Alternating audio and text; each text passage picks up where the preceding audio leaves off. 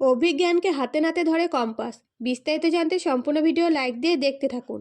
অভিজ্ঞান কম্পাসকে জব্দ করার জন্য নিজের বৌমাকে ঘরবন্দি করে রাখে, এমনকি মোবাইল পর্যন্ত কেড়ে নেয়। কিন্তু তাতেও কোনো লাভ হয় না, কারণ কম্পাস তো অভিজ্ঞানের রুমে ক্যামেরা রেখে গেছে। সেটার মাধ্যমে অভিজ্ঞানের গোপন কথোপকথন শুনতে পায় কম্পাস।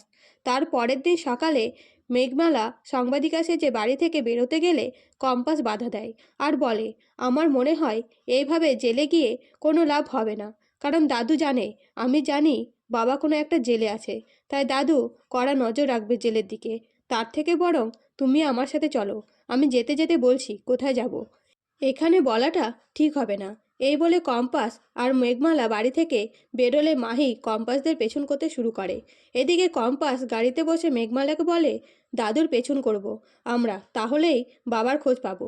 কারণ বাবা অসুস্থ, আর বাবাকে যখন হাসপাতাল থেকে জেলে নিয়ে গেছে, তখন দাদু বাবাকে একবার দেখতে জেলে যাবেই। কিন্তু রাস্তার মধ্যে কম্পাস লক্ষ্য করে মাহি কম্পাসদের পেছন করছে। তাই কম্পাস মাহিকে ঘোল খাইয়ে অভিজ্ঞানের বাড়ি যেয়ে পৌঁছায়, এবং অভিজ্ঞান বাড়ি থেকে বেরোতেই কম্পাস অভিজ্ঞানকে পেছন করতে শুরু করে। এদিকে রাস্তায় অভিজ্ঞান জেলারকে ফোন করতে জানতে পারে কম্পাসের বাবাকে এভাবে বাঁচিয়ে রাখা যাবে না, হাসপাতালে রেখে চিকিৎসা করাতে হবে। এখানে সম্ভব না হলে বাইরে নিয়ে যেয়ে চিকিৎসা করাতে হবে।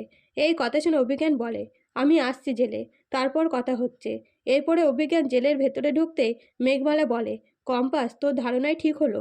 তখন কম্পাস বলে, এখান থেকে আমার খেলা শুরু, দেখো আমি কি করি।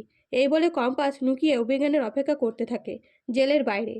এদিকে অভিজ্ঞান জেলাদের সাথে মিলে কম্পাসের বাবাকে বাইরে নিয়ে যেয়ে চিকিৎসা করাবে বলে ঠিক করে। তো কম্পাস কি নিজের বাবাকে উদ্ধার করতে পারবে অভিজ্ঞানের হাত থেকে?